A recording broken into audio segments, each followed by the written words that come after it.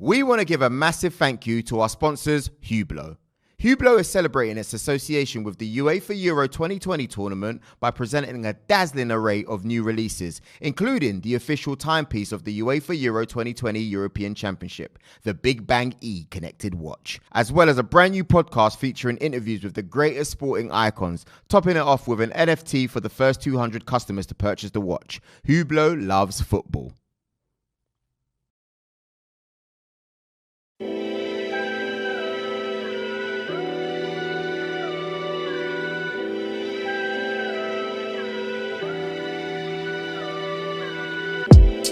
I've been on a late night grind, city lights, I'm on a late night ride. I got my drink on the rocks and my neck on ice. Time is money, so we tell them don't waste my time. Watching the hands ticking on my Hublot, yeah. Big bang like I soon blow, yeah. Tailor fit for when I do road. On a late night vibe, yeah, you know. I've been watching the hands ticking on my Hublot, yeah. Big bang like I soon blow, yeah. Tailor fitted with my Euro. On a late night vibe, yeah, you know, yeah. It's a vibe, we vibing late night, yeah.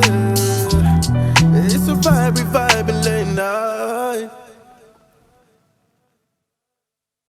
Yes, everybody, welcome to Late Night Vibe. Stephen Howson, Rio Ferdinand, Beya. Tonight's special guest, I am actually delighted to be sitting here with Gary Lineker. Gary, thank you for joining us. Absolute pleasure. Gary, do you want to present it? You can present it. You just do it. You can't have Mr. Match of the Day on here, the best presenter around. Did we get the present as well? Oh, we make him feel a bit comfortable. I prefer the present to the presenter. There you go. Beautifully done. Always keep them that way. Label pointing forward. They pay the bills. Gary, thank you very much for coming on. We really appreciate it. Yeah, you know what? We've been buzzing to have you here. We just want to know, what are the plans? We know that you're not going to be presenting, after a while. You're going to be travelling with the boys. Are you looking forward to it? What's the plans exactly? Well, I am going to be presenting. Well, I'm yeah. just not going to do the Champions League anymore. Exactly. Obviously, I'll still do Match of the Day, BBC stuff, FA Cups, and lots of other things. But yeah, that's one of many things. I love travelling, and I've particularly missed it probably the last 18 months, more than anything, I suppose, in these times. But so, yeah, definitely a European tour with my boys, which might see me off. Well, I went out with one of them last night. I don't know if you're going to be able to get through it. Well, that's George, yeah, and he's not necessarily the worst. So I think there'll be a few hangovers included, but it's something I always wanted to do.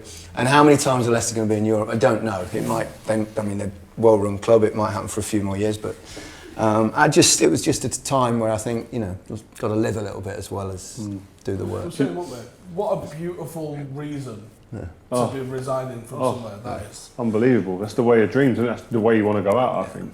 Yeah. Doing something with your kids. Well, it's nice to be in a position where I can make my own decisions, I suppose, yeah. Just talking about presenting a Match of the Day, and obviously that's just ingrained in football history in this country. It's part of the furniture almost. We all know, or I do in terms of the older generation, how important Match of the Day has been. When you were a kid growing up, Match of the Day was the be-all and end-all. With all of the social media now, and all of the content, all of the stuff that comes out around football, how important is Match of the Day in today's society? Well, remarkably, it still seems to be really significant and important, and I agree. It's bucking all trends in terms of highlights things, but it does seem that people like their little bit of a Premier League fix, because if you've got to remember, around half the country haven't got Sky or BT, and they rely on the BBC, and obviously that's what we can show that Saturday night. The format sort of works. You get highlights, bit of analysis, bit of fun. You see, even a poor game can look good in 5 minutes. So it's remarkable. It works, and our viewing figures support that. So it's never really dropped.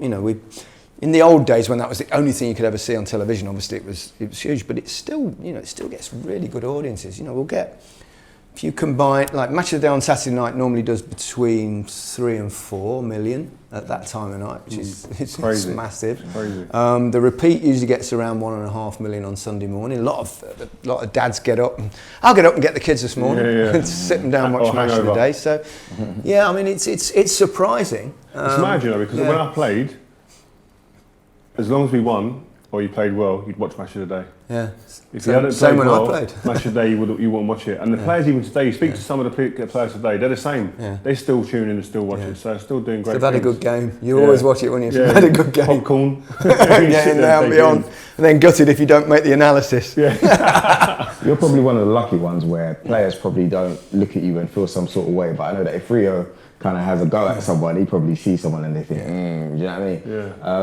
That's why I sneaked into the presenting side. Exactly. Did you ever think, you know, obviously you're going for the job at the time when you start. Did you ever think that it was going to change your life the way it has? I mean, obviously it was an ambition that I wanted to do, because I knew even during my career I wanted to go into presenting. On the football side of things. And I always looked at it and I thought, there's not really any footballers doing this. You know, there was Bob Wilson did it, but he's a goalie, that don't count. And Jimmy Hill did a bit of presenting, but he was mostly on the pundit side.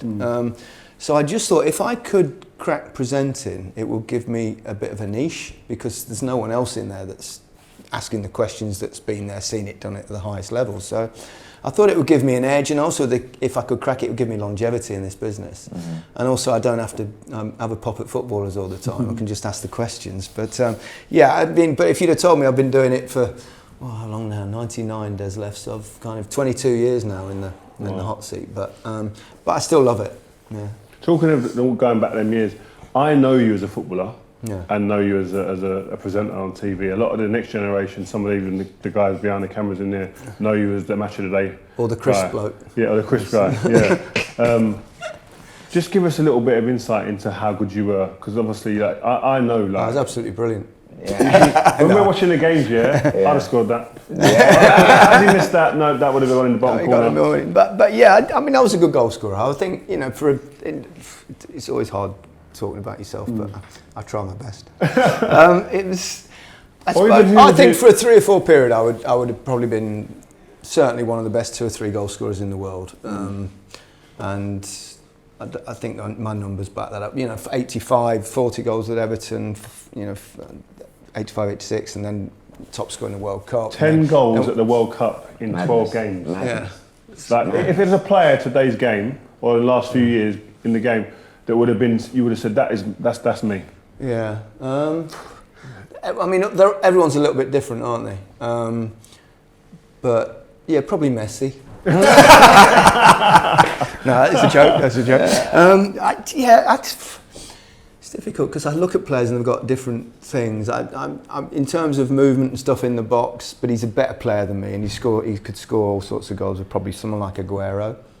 But when I see his movement and just little, darts. Who else? RVP? Cavani. I think Cavani more than anyone. I think so as well. Well, his movement is exact. He just does the things I do. See, what a lot of strikers do, and it's why they don't score that many goals. A lot of them is that they wait to see where the ball's going to go and then make a run. What you've got to do is gamble on where the ball might go. So what you do is you go one way to move the defender, and then you'll charge it to space. That's all I ever did. A charge it to space in the box. 9 times out of 10, the ball goes behind you, it goes over your head, it goes behind the goal, the keeper comes and catches it. On the 10th occasion, it goes exactly where you are, and you've got an easy chance to score. And then people say at the end, well, he did nothing all game, and then he scored one in the 88th minute.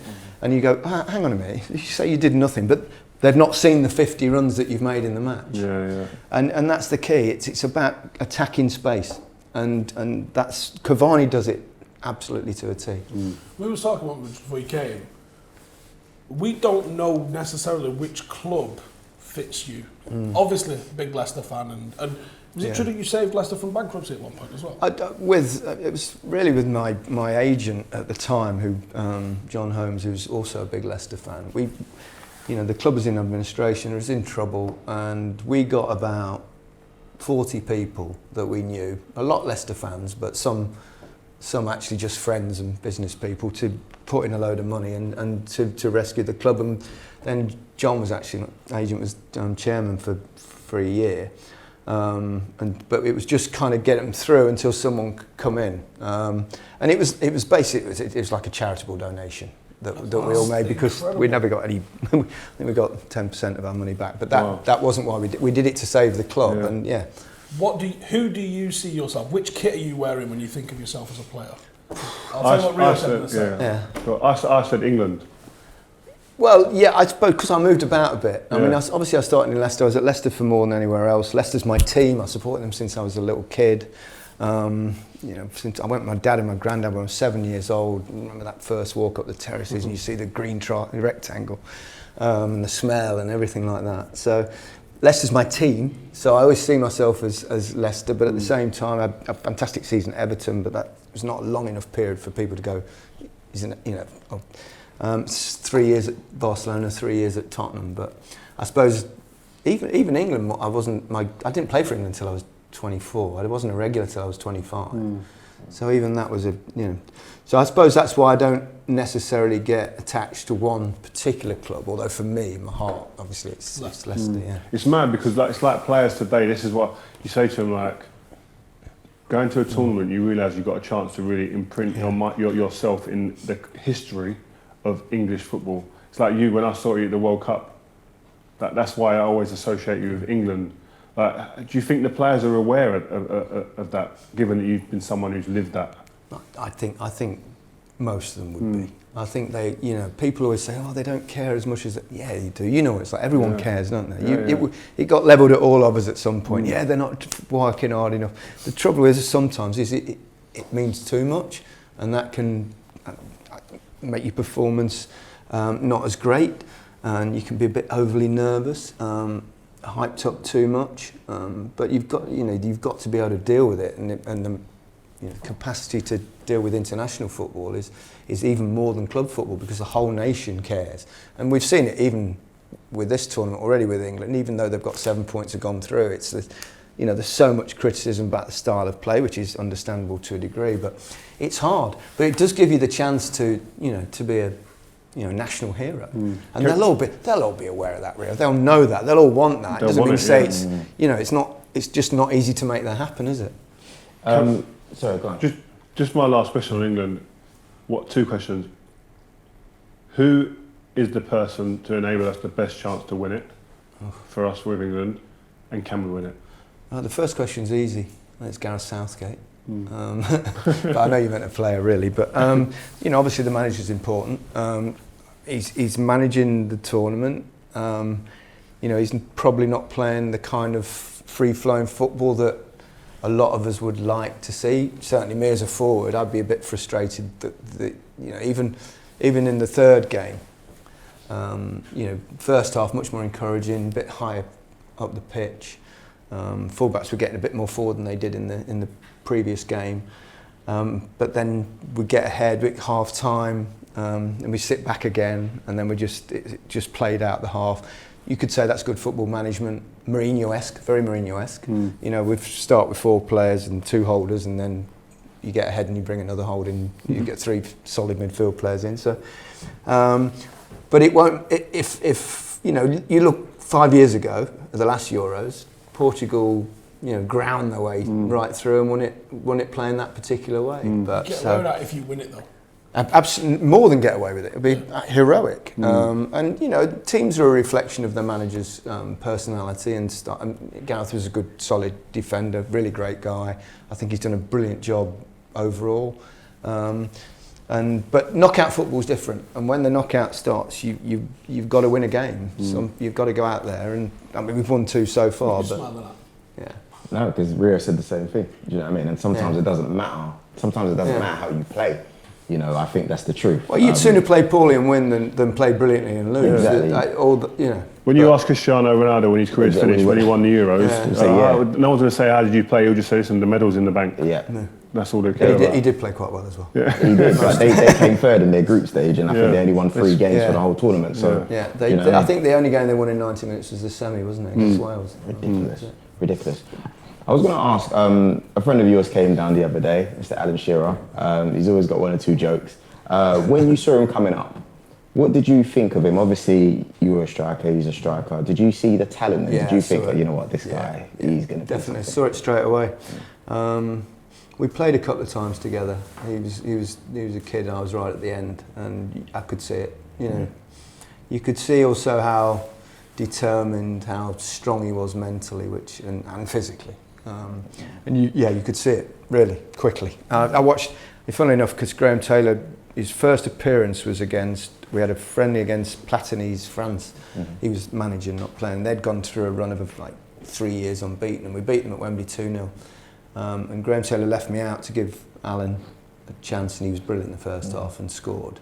Then he brought me on in the second half. We played together, and I scored. But I could see his movement, he's just his presence. Sheer, you could tell, don't you, when you see something that's special, and Alan's special, there's no question about it.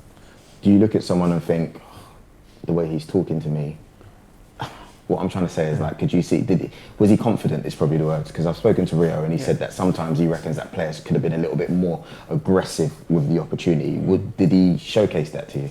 Not particularly, I mean, but it was obvious that he wasn't, that he was a strong personality. I think that was the main thing. It's hard to remember. It's how long that ago now? It's a lifetime ago. It's 30 years ago. So since we played together. So, but you could tell he had what it takes, and you can also tell with players that don't have what it takes, and you quite quickly normally. And talking of players with determination, great players, who's the best player you played with? All these clubs you went and played for, there was obviously loads of great players. Who's the best player you played with and against? Something you took away. That's enough advertising, you're quite right. Best player I played with, I would say, I did play half a game with Maradona, but that doesn't count, it's just a kind of friendly thing. Because he's head and shoulders. And I would... Gaza probably. Yeah. Probably Gaza. Better than Hoddle? Well, they're totally different. I was going to come to Hoddle. In terms of, they're very different players. If you ask me who I prefer to play with, I'd probably say Hoddle. Because for me, Hoddle just saw every run I made, even when he wasn't looking. And he'd turn. Wow. And he'd hit, because I love to get behind defenders and I love to spin them and get behind. And every time I did it, even if he had me back to goal, he'd just, and it would, not only did he pass it over your head, it used to have like a bit of check spin on it sometimes. He was extraordinarily talented. Really wonderful passer of the ball. Hoddle, yeah. There's been so many loves for Hoddle. Well, because he was so graceful as well. But Gaza, in terms of natural, raw talent, was extraordinary. And he was great to play with. He's a lot of fun. We fell out a lot of times on the pitch because Gaza played like he was playing on the school playground. He'd just want the ball all the time, and he'd blah, blah, blah. In fact, he was so good, the only time he'd ever give you the ball was when he knew you had no alternative but to give it him straight back. It was like a quick 1-2, and he's in. Either that or he was knackered, like in Naples when we played in the Cameroon in the quarterfinals, when he stuck me through in extra time and I won the penalty. That Gaza, that moment, I mean, you're in that moment, turning to the bench, aren't you, going, that one, like, he's done. Well, obviously we all knew what the yellow card signified, and it actually happened really near the dugout. It's only like 5-10 yards away from the side of the pitch, and I came over. I had no idea, a million cameras and catching it. I didn't even know what I'd done until just people started asking me at home, what were you? I said, well, I don't know, I can't remember.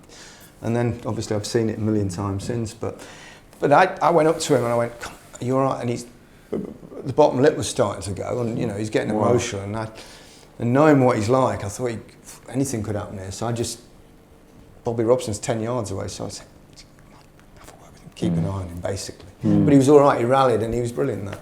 And we were unlucky in that game, yes. We were the better side. I've always wanted to ask about this Golden Thighs thing. Now, that was before I was around watching. The what? Golden Thighs, the nickname. Golden Thighs? Yeah. Right. Really? I've never heard honestly, that one before. I've seen you associated with that a few times. Thunder Thighs or Golden Thighs? Is it Thunder Thighs? I don't know. My bad. Anyway, you know what? Skip that question. It doesn't matter. Go on, Rio. Chicken thighs? I'll go back on to Bobby. Because for me, he seemed like a guy that was exactly what England needed at that time. And was it off the field stuff the reasons why he couldn't continue with England? No, I think he kind of wasn't offered a new contract, if I remember rightly, and then he took the job, didn't he, in Holland, and then it leaked out, and then they started saying he was a traitor and stuff. But they'd already told him that was going to be his last tournament for England. So why shouldn't he organise himself a job after it? And that's why and actually it got us together in many ways, because it was called a traitor on one of the newspapers, and it was like Bobby Robson, he'd give everything for his country, and he we had this blanket thing where we wouldn't speak to the media for a while, the English press anyway, not the media in general, but the English press, we wouldn't speak to them for a week or something. But then the team started to, progress in the tournament, a couple of really good games, exciting moments, and rightly Bobby got the credit that he deserved. Just want to go back to a point about Gaza. Everyone says Jack Grealish is like the modern day Gaza. How close do you think they actually are? There are similarities, but there are also big differences, I think. What are they? I think Gaza would probably be a bit more dynamic in terms of his aggressive running with the ball. I mean, Jack's brilliant on the ball, isn't he? But he's kind of just meanders his way through. He likes to pass the ball, likes to flick the ball inside. He'll like just little ball. He makes, I think, Grealish makes a lot of right decisions with the ball. Yeah. Very rarely gives it away. Gaza's probably more aggressive in his manner, and he'll go at players in a quicker way, and he'd brush them off, and he beat three, he might lose it to the fourth, or he'll do something unbelievable. So I think Gaza's probably got more in terms of doing something that explosive that will blow your mind, like the goal against Scotland, of course, at Wembley all those years ago, and he was capable of incredible things. I think Grealish is kind of a little bit more thoughtful and kind of does things a little bit slower, but there are similarities in the strength, the way they can actually ride tackles, beat people, win free kicks. So there are similarities. But I do like Grealish. I think he's really got something. I love him. Have you got your 5 questions? Do you want to do that? Wait. One more. This is a big one. I saw you, the other day, a few months ago, at the Maradona launch, the film, and you were talking, and I was just mesmerised, man, because you were asked to compare who you had seen, who had been probably the best players. It went down to him and Messi. You were saying, can you give us a description comparing the two and your thoughts? Who, Pele and Messi? No, Maradona. Maradona, Messi, okay. Well, there are obvious similarities. They're both diminutive. They're both left-footed. They both go past people. They're both incredibly strong. And I never thought in my life I would see anyone come close to Maradona. And with Messi, they're so close in terms of ability, it's hard to put them apart. It's very difficult to say one's better than the other because they're from entirely different generations. You've got to remember when Maradona played in my era, you could just kick people for fun. You had to commit grievous bodily harm to get sent off. So they kicked him and they kicked him and they kicked him. In '82 he was brilliant, and then he got the red card because he couldn't take it anymore. He was kicked so much. And we played on awful pitches. The playing surfaces were terrible. And the second goal he scored against England, obviously talk about the handball, but the second goal he scored, where the pitch was awful. I mean, it was like plough field, and every time you put your foot down, the turf slid away. And to do that turn on the halfway line and then beat it was just unbelievable. But Messi can do those things. The conditions for footballers are much easier nowadays, and certainly in terms of the playing surface and in terms of not getting kicked. You can't just kick people and you don't know. But they're so similar. It's kind of unfair to say one's better than the other. People, even in Argentina, they say, yeah, but Maradona won us the World Cup. Maradona, in extra time, put Burruchaga through, and Burruchaga finished it off to beat Germany 3-2 in extra time. If Burruchaga had missed, they may well have lost on penalties. Messi, in 3 tournaments, has put Higuain in, and on each major tournament, he's missed the chance. So therefore, you're telling me because Higuain missed the chance that Messi created, that Maradona's a better player. I won't put one above the other, but in terms of abilities, but I would look at longevity of career, and on that front, Messi wins, obviously, because Diego had a self-destruct button. Beautifully put. Lovely. Beautiful that. About Maradona and Messi, it's like you're not talking about anything even ordinary. It's the weird thing as well, when I played with Maradona was in half a game and stuff. There were great players in that. There was like Careca and Elchiar and Platini and all these players. We were all in awe of him. Wow. There was a presence when he walked in the dressing room. It was like, here he is. Yeah. And he had this manner about him. He was 5'4" or something. 5'4", big gold jacket or something. Walked in. It was like, ooh.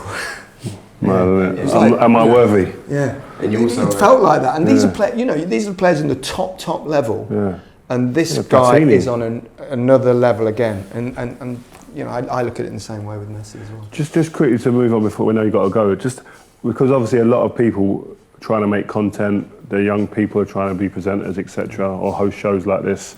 Have you got any advice for people that are presenting shows and stuff in terms of the way they deliver, the way they do things?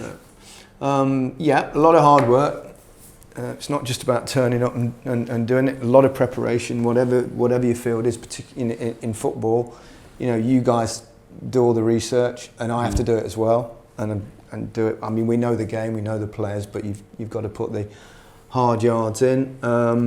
Enthusiasm. Love what you do. If you're talking about something that you don't really care about, it's not going to happen for you. You've got to pick your field. And be passionate about it, and ultimately you've got to try and be personable and likeable. And I think for people that go into television, and people talk about punditry and stuff, it's not only important to know your stuff, but people at home have got to like you. And I mean, it's hard to manufacture that, and ultimately your own personality will come through. But I think those are the most important things. There's lots of tiny little things that, you know, I picked up silly little things from Des Lynam, who was, for me, the doyen of sport television presenters, and, you know, I loved working with him. I picked up, used to just feed off him. And he used to, just a couple of little things, like he will always, at the top, you might notice I'll go, joining us tonight, we've got Alan Shearer and Rio Ferdinand, but I said joining us tonight. I never say joining me tonight. And that was something, because I'd said to Des, you always say, he went, yeah, because the audience at home, in the living room, they're with us. It's not, so it was, you know, detail. So little things like that. And he used to say, you know, try and find a punchy opening line, or try and have a joke at the end of the show, or a little because when we're on the show, so people at home might know, was that you see, I watch obviously, because I'm always like a sponge, but like I watch Gary, I'm doing my stuff, and then Gary's obviously, we get to probably about, I don't know, 70 minutes in the game, and Gary will be sitting there, I can see him just thinking, and I know he's thinking about the end line. Closing line. The closing line. Some of them are shocking, though, Gary. Oh, awful, yeah, but it's fine. But that's exactly what Des said. He said sometimes they won't work. He said sometimes they'll be a bit cheesy. He said sometimes they will work. Some people will like them, some people won't like them. He says, but it differentiates you from perhaps just the bland and the normal. You know, some people like it, some people won't. But they were just things I picked up from him. So yeah, obviously some of them are awful, but right. 5 questions. I'll do the questions. I was Yeah. going to say, I really wanted to talk about Barcelona. Obviously, something you shared with Maradona. Yeah. And we'll get into this a little bit and maybe wrap up on something a little bit different, because I've got a question for you on this one, because I wonder if you get it in a bit. In fact, I'm going to give it you actually now. So you came second in the Ballon d'Or. Do you know what I was asking earlier? How good was it? You came second in the Ballon d'Or. Yeah. Who did you lose it to? Who did you lose it to? It was 1986, wasn't it? Yeah, I know. 1986. It's absolute diabolical liberty. What position did you play? It's kind of a striker-ish. I don't know. It's not, obviously Maradona didn't win it. I'll give you his first name, you still might not get it. He definitely ain't getting it. Go on. Igor. Igor Biscan. No, I'm joking. Who then? Go on. Igor Ballon. No way. It was, he Are scored... you bitter about this? Are you bitter about it? I've not got over it yet. It's 35 years on, I've still not got over it. I mean, in those days, the Ballon d'Or was European Footballer of the Year, by the way. It wasn't the world, because obviously the World Footballer of the Year was Diego every year. Yeah. So, but the Ballon d'Or in those days was European Footballer of the Year. So, he had an okay World Cup, and he scored one absolute banger of a goal from, like, hit a rocket, and I think he ended up with 4 goals in the World Cup. I'd scored 40 goals with Everton that season. I moved to Barcelona, and I'd, hat-trick in well, that's just after the year, but. And top scorer in the World Cup, but the Eastern Bloc had never had a winner, and all their journalists and people all got together And that's, Wow. So I'm not bitter at all. We'll go in depth on that another day, but we need to beat the clock. So I've got a series of questions for you. You've only got 60 seconds to answer them. Oh God, I'm useless. And let's see how many you get. If Stephen could even get any close, Alan Shearer was shocking, wasn't he? Yeah. I will be shocking. I have no memory. My memory's awful. Right, we're going to start in a sec. I'll give you the intro. Yeah. Time starts now. How many English top flight league goals did you score in your career? 210. 145. How many did you score for Barcelona FC? 145. Top flight English goals, league goals. Oh, top flight. A lot of them I were in. I forgot I played in the second division most. FA A lot Cup of as my well. goals early on. Yep. How many did you score for Barcelona? 44. 52. How many did you score for England? 48. Yeah. In 80 appearances though, not bad. How many did you score at the World Cup? Which World Cup? In total. 10. He's already told you that earlier. I know. But I didn't In know that 12 anyway. appearances. That was cool. How many did you score at the Euros? None. How Me many and Harry occasions- Kane, you know, we've got a lot in common. How many occasions did you score 3 or more in a match for England? 4, I think. 5. You got 5 was it? 3 against Turkey, 3 Wow. against Poland, 4 against Spain, and 3 against Turkey, and 4 against Malaysia. Wow. Unbelievable. Which 2 clubs did you score the most goals against? It was the same number of goals. Oh, blimey. Clock's ticking, is it? Sheffield Wednesday, not Newcastle. Liverpool and Southampton, you got 6 Wow. in 4 appearances, 6 in 4 against Southampton, and 6 in 12 against Liverpool. There you go. And, as a bonus question, what's your favourite flavour of crisp? Salt and vinegar. Definitely know that one's right. Well, listen, really appreciate your time. Thanks, Gary. Pleasure. We loved having you here. Cheers, boys. Thank you very much. Thank you very much, you guys watching. Hublot, the sponsors, and yeah, Gary, we'll see you soon. Cheers. Top man.